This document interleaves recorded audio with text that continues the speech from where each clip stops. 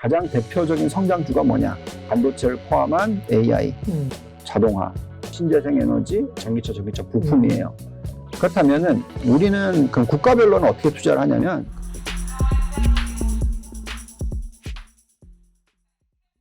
안녕하십니까. 예민수의 경제토크입니다. 글로벌 시장을 통해서 투자의 아이디어와 전략들을 세우는 시간인데요. 유한타증권 유동원 본부장님과 신흥국 또 우리 시장의 전략을 들어보도록 하겠습니다. 일단 올해는 선진 시장보다 이머징 시장, 우리를 포함해서 그죠? 네. 이머징 시장이 투자 여건이 더 좋다. 네. 더 많은 비중을 실어야 된다. 이런 얘기가 많은 분들이 하는데 네. 동의하십니까? 아니면 동의 안 하십니까? 네, 저희는 적극적으로 동의를 하고 있고요. 작년 4, 4분기부터 이제 그런 얘기를 해드리고 있고요. 기본적으로 신흥국에 대한 비중을 전체 글로벌 포트폴리오의 시가총액 비중보다는 훨씬 높게 가져가는 전략을 얘기를 하고 있습니다. 여기에 이제 가장 큰 핵심 포인트는 뭐냐면요. 미국 경기가 침체로 안 가는데 달러는 약세로 간다. 이게 중요합니다. 만약에 미국 경기가 침체로 간다, 달러 약세 간다. 이머징도 같이 다 박살이 나는 거죠. 그래서 정말 중요한 거죠. 그래서 저희는 2017년을 많이 비교를 하고 있어요. 2017년이 딱 그런 모습이었거든요. 경기가 침체로 가지는 않고 경기는 좋았고 여기에 달러는 약세 기조였기 때문에 그때 우리나라 시장이 반짝 30% 폭등하는 뭐 그런 모습이 나오기도 했었고. 그래서 결국 지금 달러 트렌드를 한번 볼게요. 지금 달러 인덱스가 작년에 7월, 8월 뭐 계속 올라가다가 고점을 찍었던 시기 딱 보시면은 거의 120 근처까지 갔었죠. 정확하게 딱 9월 말 10월 초입니다. 이때부터 저희가 이제 콜을 하는 거죠. 그래서 신흥국 시장에 대한 투자를 늘려야 된다. 자, 근데 그 이후에 보시면은 트리플 탑 만들고 지금 쭉 빠지고 있어요. 그러다가 가장 최근에 살짝 거의 101까지 찍었다가 지금 올라와서 104 정도? 104, 105 정도 올라가고 있습니다. 근데 저 트렌드가 그러면 계속 위로 다시 올라가냐? 이거는 아닌 것 같아요. 그럴 가능성은 글로벌 경기 침체가 일어나고 미국은 경기 침체가 안 일어나고 여전히 높은 금리가 미국에서 유지가 되고 어떤 시스템 위기가 오고 이러면 달러 강해지겠죠. 이런 케이스면은 그렇겠는데 근데 이제 저희가 지금 봤었을 때 이 미국의 어떤 그 경제 펀더멘탈 자체가 나쁘지 않다. 특히 민간 쪽이 그렇다는 거고요. 그럼 그렇다면 왜 달러가 약세로 가냐? 결국 부채 비율이 높다. 그래서 지금 미국 정부 부채 비율이 GDP의 130% 정도입니다. 일본이 200 몇십 %니까 두 번째로 높은 국가이고요. 다른 어떤 선진국들, 그러니까 달러 지수에 포함이 되어 있는 베스킷 안에서 그게 뭐 위안화가 되던 유로가 되던 엔화를 제외하고는 상대적으로 달러가 강세로 갈 이유가 별로 없어요. 그래서 향후에 하락할 추세이다라고 생각이 들고요. 게다가 이제 일본 쪽도 총리가 바뀌면서 그 중앙은행 총재가 바뀌면서 일본 총재가 바뀌면서 약간 중립이 들어왔잖아요. 그러니까 뭐 완전히 매파적인 것도 아니고 완전히 뭐 비둘기파적인 것도 아니고 그래서 이런 부분도 감안하고 또 아까 처음에 우리가 얘기를 했는데 지금 미국의 부채 비율이 높다 보니까 금리를 또 높게 유지를 시켜야 되는 상황이 벌어지고 있다 보니까 재정 적자 폭이 너무 크다. 재정 적자 폭이 높은 국가일수록 당연히 환율이 절상이 될 가능성은 없겠죠. 그래서 이 추세가 하락 가능성이 높다라고 생각하고요. 자, 그렇다면 미국 경기가 침체가 아니고 달러 약세다. 이건 무조건 신흥국입니다. 그래서 저희는 신흥국 중에서 지금 어디가 가장 경쟁력이 있고 매력적인지를 지금은 보셔야 되는 타이밍이다라고 말씀드리고 있습니다. 궁금한데요, 그러면. 당연히 우리 시장도 뭐 궁금하고 유망하겠지만, 그죠?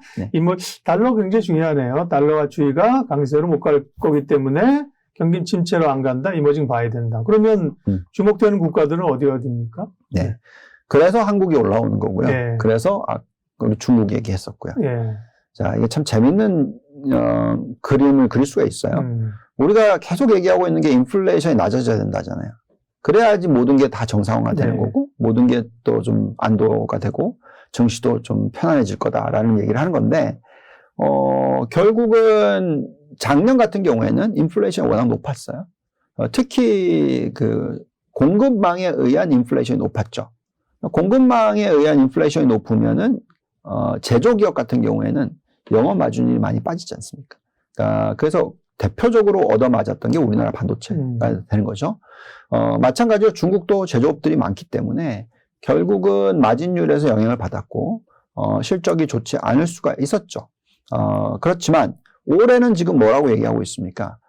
미국의 인플레이션이 높은 이유는 주거비 쪽이지 공급망 차질의 부분은 아니죠. 이건 다 그렇지. 정상을 찾았어요. 그렇죠. 그렇다면 신흥국 중에서 제조업이 가장 강하고 비용이 많이 떨어질 수 있는 가능성이 생기는 쪽은 한국, 중국, 대만이네. 그렇죠. 네. 네, 그래서 저희는 이쪽에 대한 투자 비중을 좀 살짝 올려주시면 신흥국에 대한 투자 비중을 30% 들고 가고 이 안에서 한국 비중을 5에서 10%, 중국을 15에서 20%, 대만은 5% 이렇게 지금 가져가는 전략입니다. 근데 이제 이거 보고 있으면 막 꼴랑 5%, 10%야 뭐 많이 들고 가는 거 아니냐 이렇게 얘기하실 수 있으나 네. 신흥국 30%라는 개념은 뭐냐면요. 지금 시가총액으로 계산했었을 때 신흥국이 20%예요. 시가 비중보다 비중을 더 투자 비중을 높게 간다는 거네. 그렇죠. 1.5배를 들고 간다는 거는 글로벌 포트폴리오를 짜는 사람의 입장에서는 상당히 많이 들고 가는 겁니다. 여기에 한국의 시가총액은 2%가 안 됩니다. 그렇죠. 예. 예. 그다음에 중국의 시가총액은 12%. 그러니까 더 많이 들고 가는 거죠. 그러네요. 예. 그래서 비중이 높은 편이고요. 근데 비중을 더 많이 가져가는 쪽이 지금 한국이죠. 왜냐하면 시가총액은 2%인데 5에서 10%면 2.5배에서 5배잖아요. 중국은 12%인데 20%면 2배 정도밖에 안 되는 거죠. 그래서 결국 한국에 대한 초점을 우리는 지금 많이 맞추고 있다. 대만도 좀 더 높은 편이죠. 네, 그래서 어쨌든 제조 강대국에 대한 투자가 지금은 신흥국에 있어서 굉장히 중요하다. 작년에는 워낙 원자재 가격들이 강했기 때문에 뭐 브라질이라든지 이런 원자재 관련된 신흥국들의 수익률이 좋았어요. 그렇죠. 예. 네, 그렇지만 올해는 그게 아니라 제조업 중심. 제조업 위주의 신흥국에 대해서 관심을 가지셔야 된다라고 얘기를 해주고 있습니다. 인도 얘기 많이 하던데요. 뭐 그렇게 얘기하면 인도도 사실은 제조업 기반의 좀 저임금으로 올라오는 기업이잖아요. 근데 최근에 또 무슨 기업이더라? 뭐 노이즈도 좀 있고. 그렇죠. 인도 시장은 어떻게 보세요? 네, 저희가 그렇게 좀 비중을 실기에는 아직까지는 아닌가요? 저희가 이제 밸류에이션을 구해놓은 게 있어요. 네네. 신흥국을 좀 잠깐 띄워볼게요. 예. 죄송합니다. 잠깐만. 네. 예. 자, 신흥국을 띄워보면은 인도가 있어요. 저기에. 보시면 인도가 이제 좀 한참 밑에 있죠. 인도 센섹스 되어 있는데 상승률이 6%입니다. 그래서 고평가되어 있다. 예, 이렇게 지금 보시면 될 것 같고요. 그 다음에 이제 그 인도를 보실 때는 공장이 많다라고 얘기를 하지만 인도의 구조는요, 제조업보다도, 소비가 전체 차지하는 비중이 훨씬 큽니다. 네. 예, 그래서, 인도의 소비 시장이 잘 버텼기 때문에 주가가 괜찮았었습니다.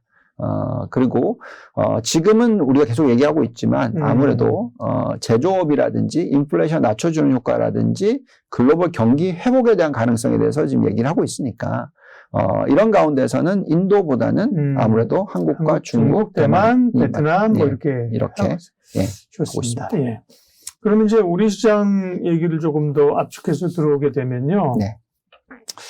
1월에 사실 생각보다 너무 강했습니다. 그래서, 조금 속도 조절도 필요하나 말씀하신 것처럼 이머징에서 부각될 수 있는 경제 구조를 가진 국가다. 네. 그러면 흐름들이 전약 후강은 이미 예측이 좀 깨진 것 같고요. 그래서 전강으로 갔으니까 그렇죠. 네. 상저하고는 깨진 것 같고 상고로 갔으니까 네. 우리 증시의 지금 위치나 혹은 전망들은 어떻게 보세요? 네. 네, 저희는 뭐 우리나라 증시가 미국보다 더 좋으면 좋았지 나쁘지 않을 거라 생각하고 있고요. 올해는 그래서 전강 후강이 될 가능성이 더 높다고 생각하는데 이제 이런 요소부터 말씀을 드릴게요. 우선 한국 증시는 작년에 좋지 않았을 이유가 가장 크게 두 가지로 볼 수밖에 없죠. 첫 번째는 금리입니다. 금리. 우리가 금리 민감도가 훨씬 미국보다 높아요. 예를 들어서 미국은 1%포인트 정도 금리를 올리게 되면 시가총액 기준으로서 S&P 500이 한 적정 가치가 한 10% 정도가 사라집니다. 1%포인트가. 네, 네.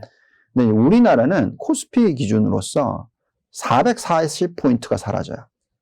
그러면은 지금 2,500으로 잡고, 네, 400포인트다라고 하면 뭐 얼마나 되겠습니까? 15%가 훨씬 넘는 거죠. 그렇죠. 예. 그래서 440포인트가 사라진다는 겁니다. 1%가 미국은 10%라면 우리는 15%가 넘는다라는 겁니다. 그래서 1.5배 영향을 받는 거죠. 거기다가 우리나라는 만기가 짧아요. 예. 그렇다 보니까 영향을 더 많이 받는다고 생각할 수밖에 없는 거죠. 그래서 그 변동성이 크게 나오는 거죠. 그래서 지금 현재 시점에서는 금리가 미국이 지금 상반기에는 막 계속 알류 얘기를 많이 하겠지만, 의견이 분분하겠지만, 하반기에 저는 미국의 국채 금리가 3.5% 정도 수준에 수렴할 거라 생각합니다. 우리나라의 3년 국채 금리도 마찬가지로 4%대 중반 후반까지 갔다가 지금 이제 3%대 초중반까지 떨어져 있잖아요. 이 수준에서 더 떨어지면 떨어졌지 올라갈 것 같아 보이지는 않습니다. 물론 한국은행이 금리를 올릴 수는 있겠죠. 그렇지만 그래도 어쨌든 시중금리 자체가 3%대 중반 정도면 충분하다. 그러면 이건 이제 시장이 상승할 수 있는 여건이 되는 거고요. 그래서 하반기로 갈수록 그런 부분들이 좀 가셔야될 수 있다는 거고요. 또 두 번째 요소는 당연히 경기 민감한 부분. 그래서 우리가 계속 얘기하고 있지만 아까 미국에 대한 어떤 그 이익 추정치를 보더라도 그렇죠. 그리고 전 세계 시장의 소비의 어떤 패턴도 마찬가지고 하반기에 회복할 가능성이 높습니다. 그렇다면 우리나라는 수출 중심주들의 위주로서 경기 민감주 위주로서 어떤 이익의 어떤 변화들이 일어날 수가 있다는 거죠. 그래서 네. 지금 밸류에이션 상으로는 싸 보이고 그리고 지금 여러 가지 큰 그림을 그려봤었을 때 한국에 대한 매력도 높습니다. 저희가 현재 밸류에이션을 구해보면은요. 사실 지금 정도의 컨센서스와 적정 가치를 구해보면 저희는 2,900이 넘어요. 적정 가치가. 그러니까 지금 이익으로 손해 PR로 보면 뭐 13배 이래서 네. 역사적인 고점이다 뭐 이렇게들 얘기하는데요. 네. 근데도 저희가 지금 보고 있는 적정 가치, 그러니까 ROE 수준과 네. 자기자본 이익률 수준과 PBR 수준으로서, 그러니까 PER이 아니라 PBR 수준으로서의 계산을 해보면 저희는 적정 가치가 2,900이 넘는다라고 나오고요. 물론 거기까지 간다라는 얘기가 아니고 그렇기 때문에 상대적으로 저평가 현상이 저희는 심하다. 그러니까 우리나라가 여기에 이제 앞으로 어떤 지배구조 문제들의 이슈도 좀 해결이 된다. 그러면 충분히 한국의 매력도는 높다라고 생각을 하고 있습니다. 네. 그러면 이제 결론적으로 해서 국내 증시가 올해 상대적으로 좋을 걸로 본다면 네. 어떤 업종이나 섹터에 투자하는 게 좋을까요? 네. 저는 이걸 항상 큰 그림을 그릴 수밖에 없거든요. 네. 그래서 큰 그림으로 아까 말씀드렸지만 가장 대표적인 성장주가 뭐냐, 그죠? 뭐 반도체를 포함한 AI, 자동화, 그 다음에 신재생 에너지, 전기차 부품이에요. 그렇다면은 우리는 그 국가별로는 어떻게 투자를 하냐면 그 국가들이 글로벌 경쟁력이 있는 산업, 거기 안에서. 그렇기 때문에 우리나라에서 가장 많이 올라오는 쪽이 신재생 에너지와 전기차 부품입니다. 신재생 에너지는 좀 별로 관심을 못 받고 있을 수 있지만 네. 실질적으로는 미국 시장으로 계산을 하시면은 시장 점유율이 가장 높아요. 네, 그렇기 때문에 경쟁력이 상당히 있다고 생각합니다. 네, 태양광 같은 거 이제 하나 같은 데가. 네. 그렇죠. 그 다음에 전기차도 마찬가지로 미국 시장에 있어서 지금 시장 점유율이 2위, 연초에는, 네. 전체적으로는 3위, 이렇게 얘기를 하고 있죠. 게다가 미국에다가 생산 기지를 짓는다 그래서 이게 마이너스가 아닙니다. 왜냐하면 아까도 계속 얘기하고 있지만 생산성이 높아지고 사람을 덜 쓰고 자동화가 많이 일어나면 일어날수록 영업 마진이 높아지니까. 그래서 공장을 미국에다 세웠을 경우에 오히려 이 영업 마진율이 올라갈 거라고 생각합니다. 여기에 당연히 전기차 부품들이 굉장히 중요하겠죠. 전기차 부품의 성장률을 EPS 증가율로 나눈 패그 레이쇼를 보더라도 배터리 쪽 이쪽은 너무나 싸 보입니다. 저희가 생각할 때 아직까지도. 네, 그래서 지금 한번 띄워주시면은 저희가 종목들 리스트가 있는데 네. 위에 쭉 올라오는 게 신재생 에너지와 전기차 부품 이런 쪽입니다.